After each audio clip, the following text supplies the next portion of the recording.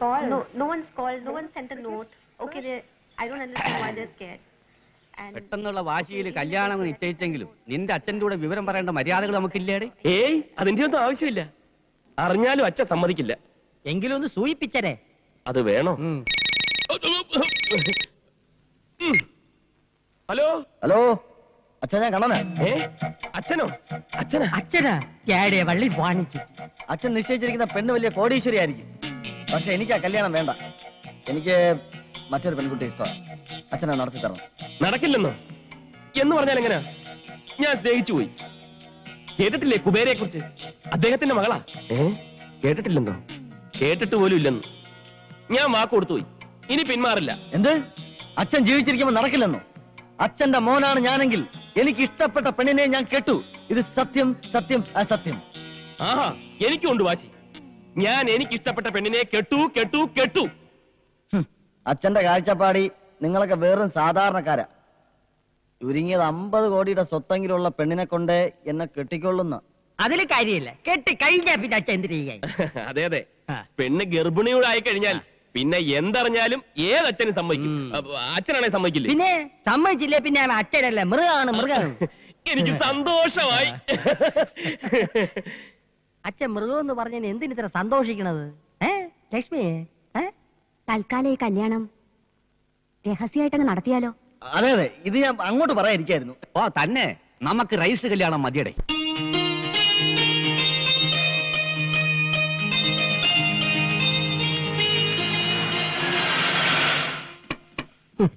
ഞാൻ വിചാരിച്ച പോലെ എന്നെ ആയി.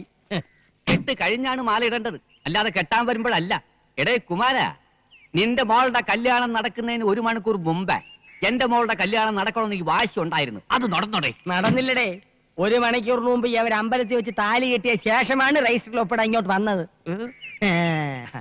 മാറിയില്ലേ? തൊട്ട 7 ആറ്റി കുളിക്കണം.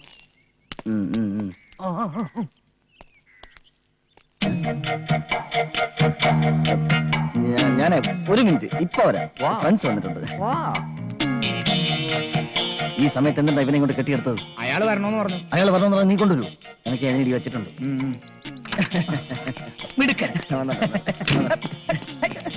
ഞാൻ പ്രതീക്ഷിച്ചതിൽ നേരത്തെ സംഗതി. കൺഗ്രാചുലേഷൻ. ഇതാ പറഞ്ഞു തുക. ഇനിയിപ്പം എന്റെ കയ്യിലാ. എനിക്ക് ആ പ്രഭാര പ്രഭുവിനെ അടുത്തിരണം. എന്നിട്ട് ഉറക്കെ വിളിച്ചു പറയണം, മാട്ടുപ്പെട്ടി ചന്തയിലെ വെറും കൂലിയെ നിന്നെ കുറിച്ചും നിന്റെ കുടുംബമയെ കുറിച്ചും. ഇപ്പൊ തന്നെ വേണം. അതാണ് എന്റെ പ്രതികാരം. ഇപ്പൊ തന്നെ. അയ്യോ, മണ്ടത്തരം കാണിക്കരുത്.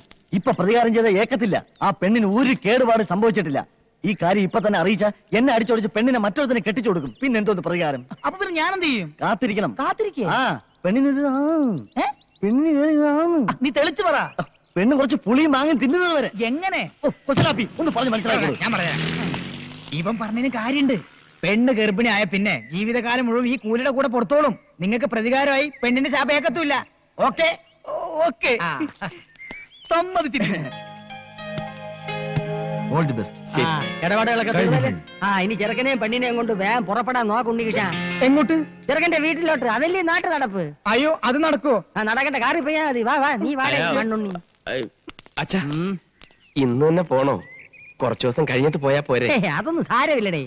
നിന്റെ അച്ഛൻ ഈ ബന്ധം അംഗീകരിക്കും. ഇതിപ്പോ ഒരു സന്ദർഭം വേറെ ഇല്ലടേ. കല്യാണം കഴിഞ്ഞ പെണ്ണിന്റെ കൈയും പിടിച്ച് വീട്ടിലോട്ട് കയറി ചെല്ലുമ്പോ തന്തയ്ക്ക് പറഞ്ഞ തന്തമാർക്കൊന്നും ആട്ടി പുറത്താക്കാൻ കഴിയില്ലടേ. നിങ്ങളെ കയറി ഒന്ന് ലോഹ്യമായി കഴിയുമ്പം ഞാൻ ഒന്ന് എത്തിക്കൊള്ളാം.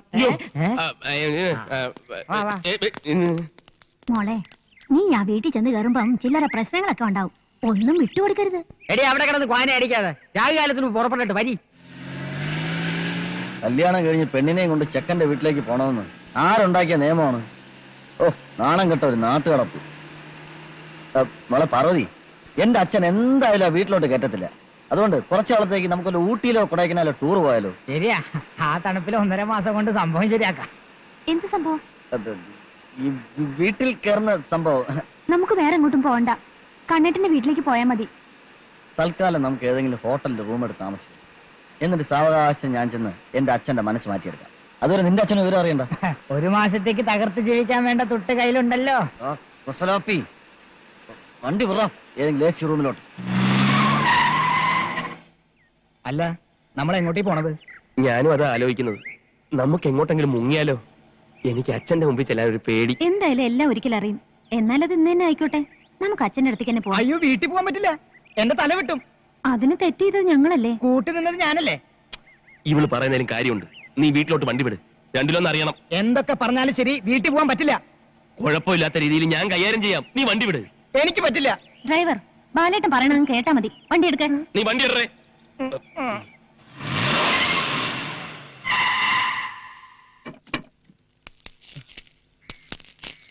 എന്താ പരിപാടി? നീ ഒന്ന് ഇത് പിടി. ഓ, ഞാൻ നിന്റെ അച്ഛന്റെ അടുത്തേക്ക് പോകുന്നു, വെറുതെ ഒച്ചപ്പാടുണ്ടാക്കുന്നു, എന്നെ അവര് പിടിച്ച് പുറത്താക്കുന്നു. കല്യാണം കഴിച്ചുകൊണ്ടാണ് അവര് പുറത്താക്കുന്നതെന്ന് കാറിലിരിക്കുന്ന ലക്ഷ്മി മനസ്സിലാക്കുന്നു. മൊത്തത്തിലൊരു കളി, അത്രേ ഉള്ളൂ. ഇതൊക്കെ ശരിയാവോ? എനിക്ക് പേടിയാവും. ഇതുമാതിരിയുള്ള ചുറ്റിക്കളിക്ക് നീ കുറച്ചുകൂടി തന്റെ ഇടം കാണിക്കണം. നീ കാറിലിരി, ഞാനൊന്ന് സംസാരിച്ചു നോക്കട്ടെ. പെണ്ണ് പൂമാല, ദൈവമേ, കൊച്ചുമലയാളിയുടെ കല്യാണം കഴിഞ്ഞു.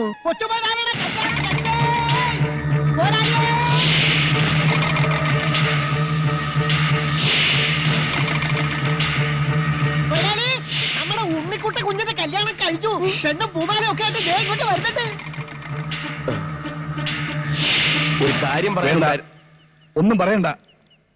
എന്നെ അറിയിക്കാതെ കല്യാണം കഴിച്ച് പെണ്ണിനെ കൊണ്ട് ഇങ്ങോട്ട് വരാൻ അവനങ്ങനെ ധൈര്യം വന്നു. ഓ അത് ശരി, ഉണ്ണിയുടെ കല്യാണം കഴിഞ്ഞെന്ന് തെറ്റിദ്ധരിച്ചിരിക്കുകയാണ്. എന്താ ഒന്നും മിണ്ടാത്തെ? ഒരു പെണ്ണിനെയും കെട്ടി വീട്ടിൽ വരുമ്പോ ഇങ്ങനെ ഞഞ്ഞ വർത്താനം പറഞ്ഞാൽ എങ്ങനെ? ഒരു തീരുമാനം ഉണ്ടാക്കാൻ ഞാൻ പോവില്ല. ഇല്ലേ? ഇല്ല.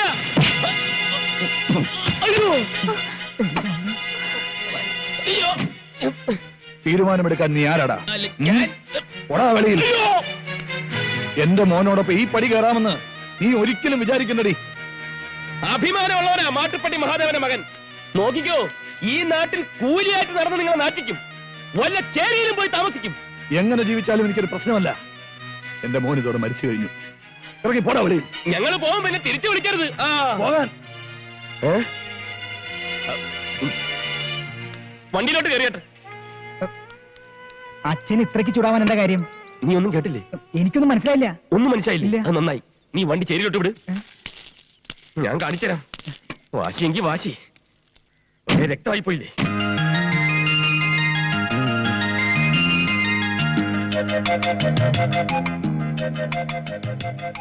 ബുദ്ധിമുട്ടായല്ലേ?